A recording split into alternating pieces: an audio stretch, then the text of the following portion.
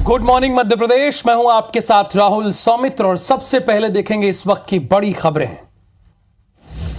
मध्य प्रदेश के मुख्यमंत्री डॉक्टर मोहन यादव के दिल्ली दौरे का दूसरा दिन। आज पार्टी के वरिष्ठ नेताओं से करेंगे मुलाकात। मंत्रिमंडल विस्तार को लेकर हो सकती है चर्चा। रीवा में बीजेपी नेता जयराम अग्निहोत्री पर जानलेवा हमला। 13 नकाबपोश बदमाशों ने तलवार हॉकी से किया अटैक। आरोपियों की तलाश जारी। मुरैना में रेत माफिया पर वन विभाग और पुलिस की कार्यवाही। एक ट्रैक्टर ट्रॉली जब्त। 12 से ज्यादा माफिया ट्रैक्टर ट्रॉली लेकर फरार। भोपाल में तेज रफ्तार जीप ने स्कूटी को मारी है टक्कर। हादसे में एक की मौत, एक की हालत गंभीर। पुलिस ने जब्त की है गाड़ी। जम्मू कश्मीर के राजौरी में आतंकी हमले में सेना के 4 जवान शहीद। जवानों की गाड़ी में की फायरिंग। हथियार लूट कर भागे आतंकी। और हमेशा की तरह एक बार फिर आपकी वजह से IBC 24 पहुंचा है शिखर पर। मार्केट शेयर और टाइम स्पेंड पर भी नंबर 1। दर्शकों के इस प्यार और विश्वास के लिए बहुत बहुत आभार।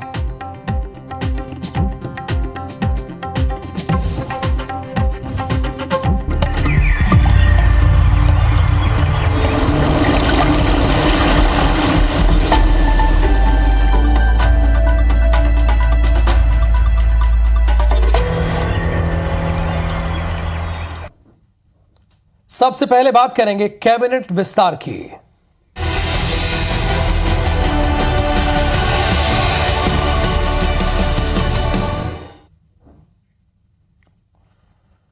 तो गुड मॉर्निंग मध्य प्रदेश की बुलेटिन की शुरुआत 2 बड़ी खबरों के साथ कर सकते हैं और 2 बड़ी खबरें आपकी टेलीविजन स्क्रीन पर होंगी। और मध्य प्रदेश दोनों राज्यों की खबर एक साथ आपकी स्क्रीन पर। चूंकि पहले नंबर पर यह गुड मॉर्निंग मध्य प्रदेश का बुलेटिन है तो आप देख रहे हैं भोपाल की तस्वीर है, बल्कि दिल्ली में है।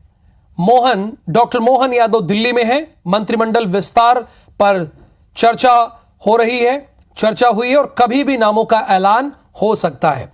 और दूसरी और अहम खबर छत्तीसगढ़ की है जिसमें आप तस्वीरें देख रहे हैं विष्णुदेव साय की। आज इनकी टीम शपथ लेगी। इसमें 9 मेंबर शपथ लेंगे, यानी 9 विधायक आज से कैबिनेट मंत्री हो जाएंगे।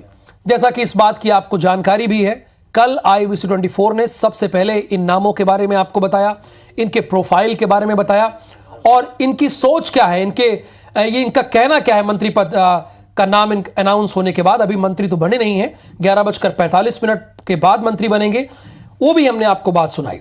हमारे सारे संवाददाता लगातार जो विधायक मंत्री पद की शपथ लेने जा रहे हैं उनसे बात कर रहे हैं। उनका क्या कहना है, उनकी सोच क्या है, आगे किस तरह से अपनी पार्टी को, अपनी सरकार को आगे ले जाएंगे, वो सारी बात हम आपको लगातार बता रहे हैं। तो फिलहाल ये 2 बड़ी तस्वीर है और दोनों ही पॉलिटिकल खबर है, राजनीति से जुड़ी हुई है। एक जगह तो इस बात का पटाक्षेप हो गया है कि कौन बनेगा मंत्री, यानी छत्तीसगढ़, लेकिन अभी भी एक संख्या बाकी रह गई है। लेकिन अब मध्य प्रदेश में सबसे बड़ा सवाल है, चूंकि यहां पर ज्यादा जद्दोजहद है, यहां पर तो मंत्रिमंडल भी बड़ा होगा, लेकिन अभी तक नामों पर क्लियर नहीं हो पाया कि कौन कौन मंत्री बनना है। हालांकि दावेदार तो बहुत हैं, जैसा कि इसके पहले भी हरप्रीत कौर रीन आपको 7 बजे के बुलेटिन में बता रही थी। कई सांसद हैं जो जीत के आए हैं, मंत्री थे वो जीत के आए हैं, अब उनकी भूमिका क्या होगी। कैलाश विजयवर्गीय हैं, ऐसे भी बहुत सारे लोग हैं। तो हरप्रीत कौर रीन, क्या आज या कल इन 2 दिनों में यह क्लियर हो जाएगा कि कौन कौन मंत्री बनेगा? चूंकि 2 दिन से तो डॉक्टर मोहन यादव दिल्ली में ही है।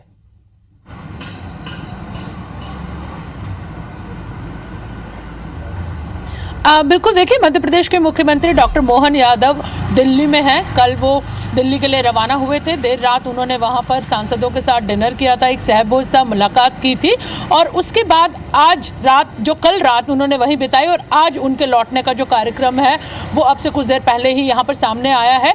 लेकिन अपने दर्शकों को बताना चाहेंगे कि इस तय कार्यक्रम में मुख्यमंत्री डॉक्टर मोहन यादव के फिलहाल आज राष्ट्रीय अध्यक्ष या फिर केंद्रीय गृह मंत्री से मुलाकात का कोई कार्यक्रम नहीं बताया गया है।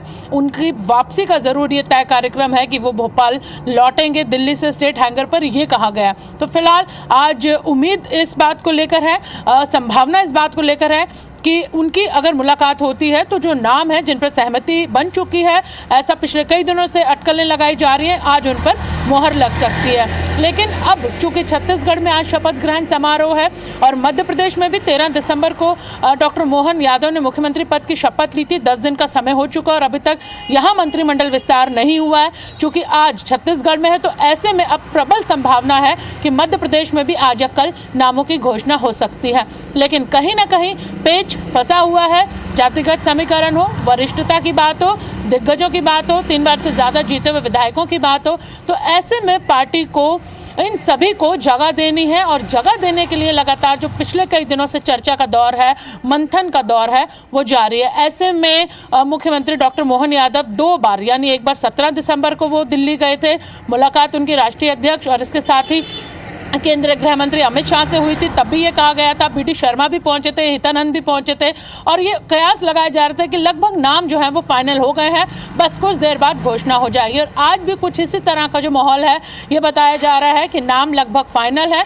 लेकिन चूंकि मुख्यमंत्री के कार्यक्रम में कहीं भी आज मुलाकात का नहीं बताया गया है कि उनकी आज मुलाकात इन 2 दिग्गजों से हो सकती है, तो ऐसे में अभी भी यहाँ पे मंत्रिमंडल के सवाल पर प्रश्न चिन्ह लगा हुआ है। लेकिन ये भी हो सकता है कि नाम बिल्कुल तय हो गए हैं, फाइनल हो गए हैं, सहमति हो चुकी है और बस घोषणा होनी बाकी। तो फिलहाल मध्य प्रदेश में इंतजार अभी करना होगा। जब तक घोषणा नहीं हो जाती, अटकलों पर विराम नहीं लग जाता, तब तक इंतजार करना होगा। अब अगर समीकरण की यहाँ पर हम बात करें कि आखिर पेच कैसे फंस रहा है, वरिष्ठता की हमने अपने दर्शकों को बताई कि कैलाश विजयवर्गीय हैं, नरेंद्र सिंह तोमर को विधानसभा अध्यक्ष का पद दिया जा चुका है। इसके साथ ही अब राकेश सिंह हैं, प्रहलाद पटेल हैं, रीति पाठक हैं, ये तमाम वो सांसद हैं जो अब जीत कर विधायक बनकर सदन में मध्य प्रदेश के पहुंचे हैं। तो ऐसे में इन्हें जरूर मंत्री पद दिया जाएगा, ये प्रबल संभावना यहां पर जताई जा रही है, क्योंकि ये वरिष्ठ है और चूंकि सांसद ही छोड़कर अब विधायक बने हैं।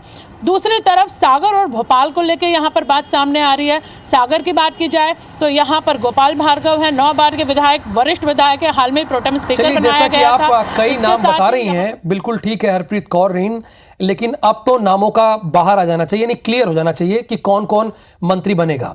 आपने खुद ही बताया कि दूसरा दौरा है मुख्यमंत्री का, इसके पहले वो 17 तारीख को गए और कल भी गए, लेकिन कल भी उनकी राष्ट्रीय अध्यक्ष या गृह मंत्री से मुलाकात नहीं हुई है।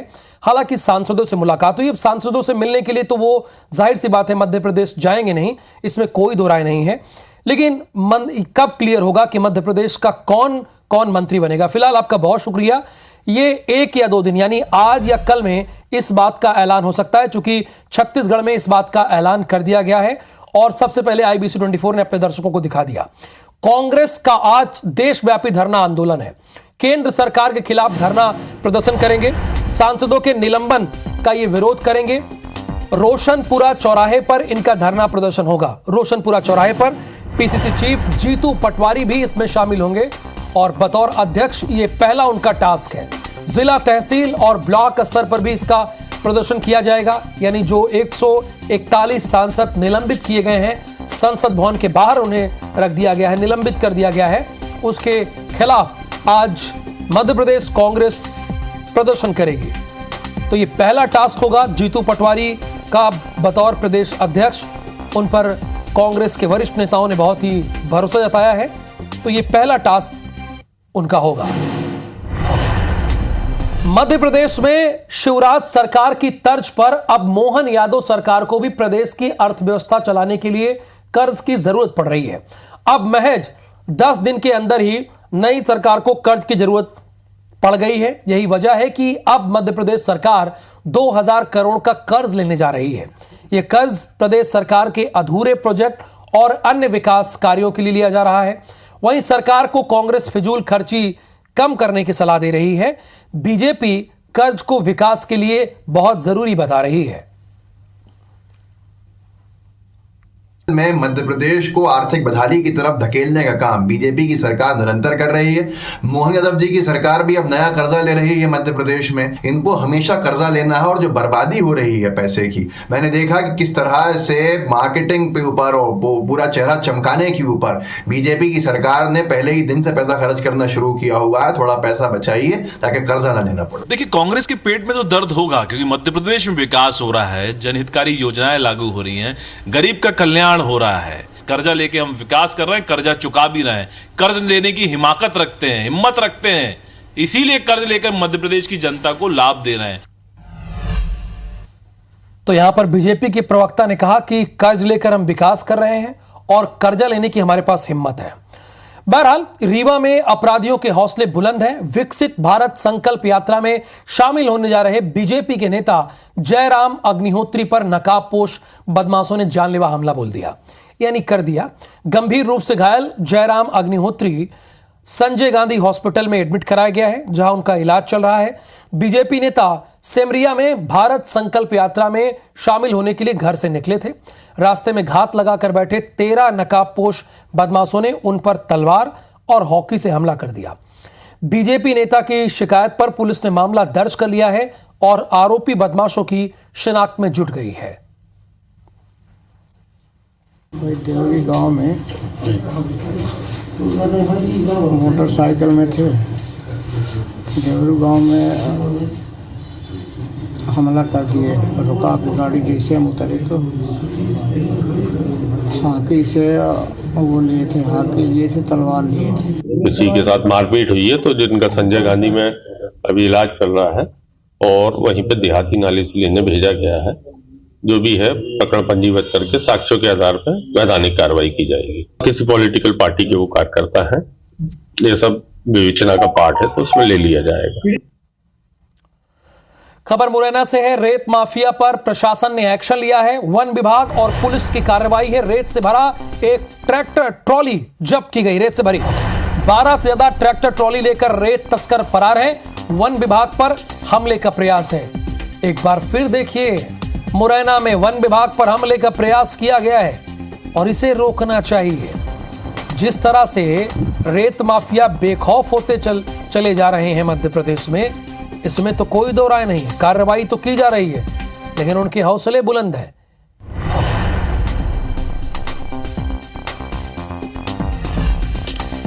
मध्य प्रदेश में सीएम डॉक्टर मोहन यादव के आदेश के बाद अवैध रूप से और खुले में मांस बेचने वालों पर अभियान चलाकर कार्रवाई की जा रही है। गुरुवार को शाजापुर, श्योपुर, कटनी में कार्रवाई की गई।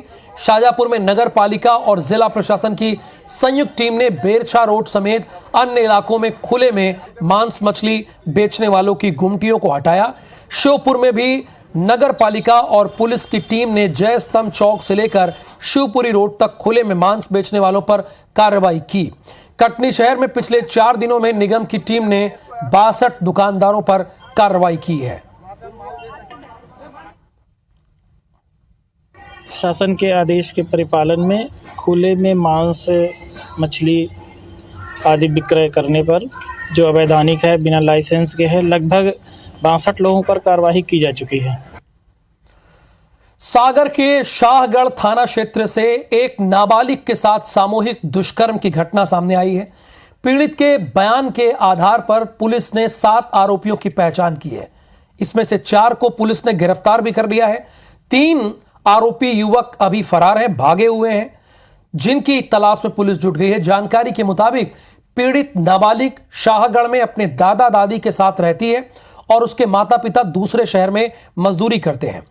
देखिए, नया कानून कितना जरूरी था। अब ऐसे दरिंदों को फांसी की सजा ना हो तो क्या हो, लेकिन जो पुराने कानून के अकॉर्डिंग इन्हें 10 या 20 साल की सजा होगी, उसके बाद ये आजाद हो जाएंगे।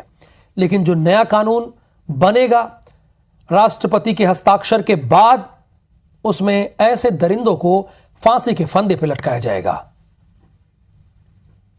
घटनाक्रम संज्ञान में आते ही पुलिस ने 4 आरोपी पकड़ लिए हैं, त्वरित एफआईआर दर्ज की गंभीर मामले में, और पूरी कार्रवाई बहुत ही तेजी से कराई जा रही है। मुख्य आरोपी तथा सहयोगियों के साथ साथ कुल 7 लोगों के नाम आए हैं, जिनमें से 4 लोग पुलिस गिरफ्त में हैं। भोपाल से खबर है, तेज रफ्तार जीप ने स्कूटी को टक्कर मारी है। स्कूटी सवार एक युवक की मौके पर मौत हुई है, एक अन्य युवक की हालत गंभीर है। कार चालक फरार है। पुलिस ने गाड़ी जब्त कर ली है। कोलार क्षेत्र के नयापुरा के पास यह हादसा हुआ है। कोलार क्षेत्र के नयापुरा के पास यह हादसा हुआ है। स्कूटी सवार एक युवक की मौके पर ही मौत हो गई है, बहुत ही दुखद। एक अन्य युवक भी गंभीर रूप से घायल बताया जा रहा है। कार चालक भाग गया। पुलिस ने हालांकि गाड़ी जब्त कर ली। यही गाड़ी देख रहे हैं, MP09WL, यही गाड़ी है।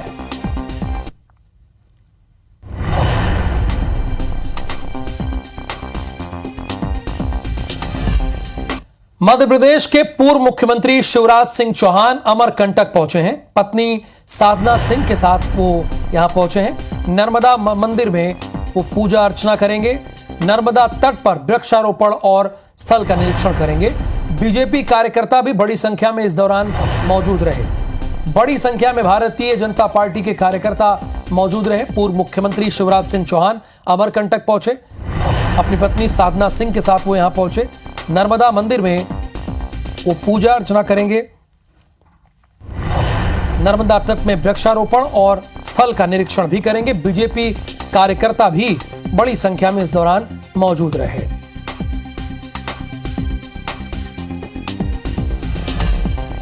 मध्य प्रदेश में विधानसभा चुनाव के बाद अब भाजपा की नई सरकार अपने नए तेवर के साथ काम में जुट गई है। कुछ ही महीनों में लोकसभा चुनाव भी होने हैं, जिसके लिए ग्वालियर स्मार्ट सिटी को उन अधूरे काम निपटाने के लिए कहा गया है। अंतर्राष्ट्रीय बस अड्डा यानी ISBT, multi level parking, museum, खेल गांव, शहर के 4 एंट्री गेट, महाराज बाड़ा सौंदर्यीकरण जैसे प्रोजेक्ट्स की रफ्तार धीमी है। इस मामले पर smart city CEO Neetu Singh का कहना है कि स्मार्ट सिटी का कार्यकाल जून 2024 में खत्म होने वाला है, इसलिए समय पर काम खत्म करने का दबाव है।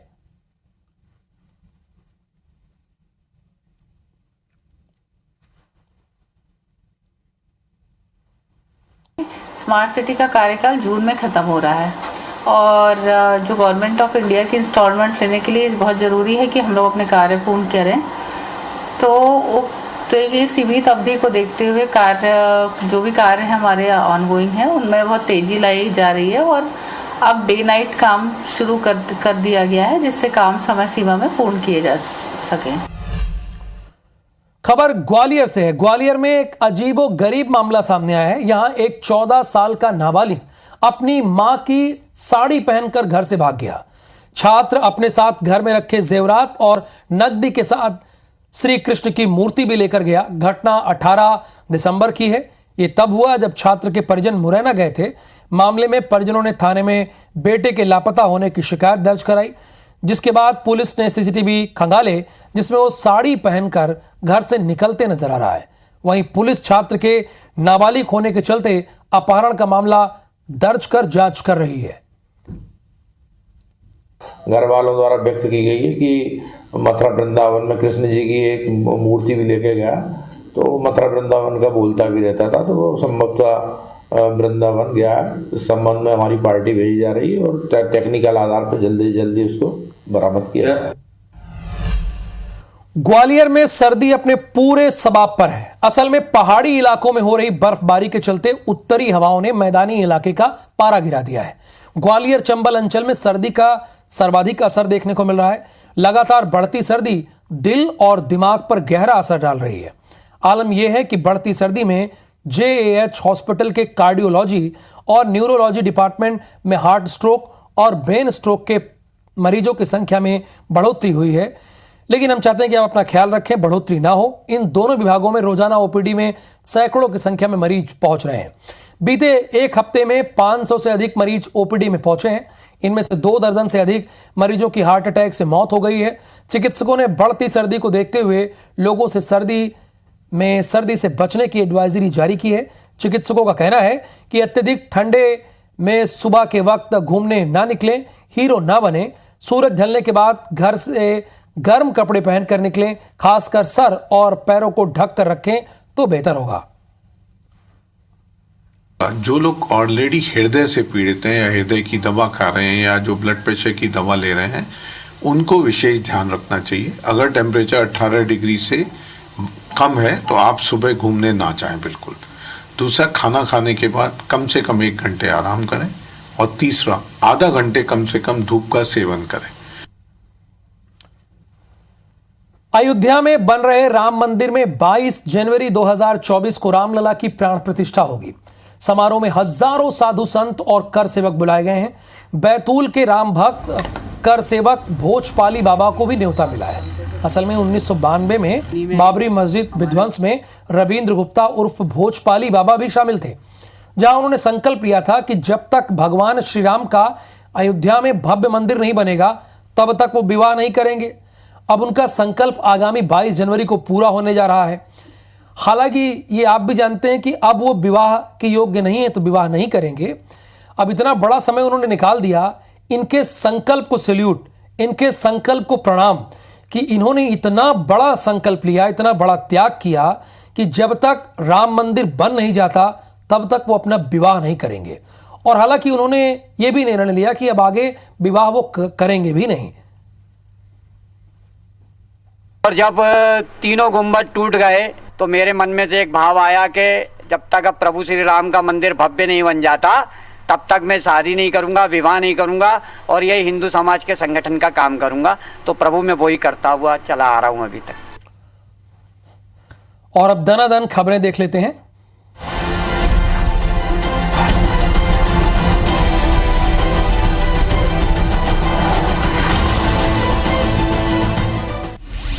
अंबिकापुर में ग्रामीण कर रहे हैं पेड़ों की कटाई का विरोध। कोयला खदान के लिए पेड़ कटाई के विरोध में ग्रामीण सामने आए हैं। मनेंद्रगढ़ में अतिक्रमण पर प्रशासन की कार्रवाई। सड़क किनारे से अतिक्रमण हटाया गया। NH43 के किनारे मौजूद दुकानों पर कार्रवाई की गई। नगरपालिका और पुलिस की टीम मौके पर मौजूद रही। जांजगीर चांपा में कोकड़ी नाला के पुल से सरिया की चोरी समय 2 युवकों की मौत हो गई। पुलिस ने सरिया की चोरी कर फरार 3 आरोपियों को गिरफ्तार कर लिया। मामले में पुलिस ने आरोपियों के खिलाफ जुर्म दर्ज कर लिया है। बलरामपुर के ग्राम परसागुड़ी में संदिग्ध परिस्थितियों में एक बुजुर्ग की लाश मिली है। मामले में पुलिस की टीम ने डेड बॉडी को कब्जे में लेकर उसे पीएम के लिए भेज दिया है। विंटर सीजन में ट्रेनों के सुरक्षित परिचालन को लेकर रेलवे अलर्ट मोड पर है। रेलवे फील्ड में जंबो विंटर पेट्रोलिंग टीम की तैनाती कर दी गई, जो जीपीएस ट्रैक से लैस दिन रात ट्रैक करेगा, निगरानी करेगा। सूरजपुर में पति ने मामूली विवाद पर अपनी गर्भवती पत्नी की गला घोंटकर हत्या कर दी और फरार हो गया। सक्ती में खाद्य अधिकारी ने माल खरौदा के पाड़र मूड़ा खरीदी केंद्र के प्रभारी नरसिंह यादव के खिलाफ किसानों ने शिकायत के बाद कारण बताओ नोटिस जारी किया है। सक्ती में ट्रेलर वाहन की चपेट में आने से बाइक सवार युवक की डेथ हो गई। मृतक युवक ठाकुर पाली गांव का रहने वाला था। धमतरी से विशाखापट्टनम तक भारतमाला परियोजना के तहत हो रहे सड़क निर्माण के दौरान सेंटरिंग गिरने से 3 मजदूर दब गए।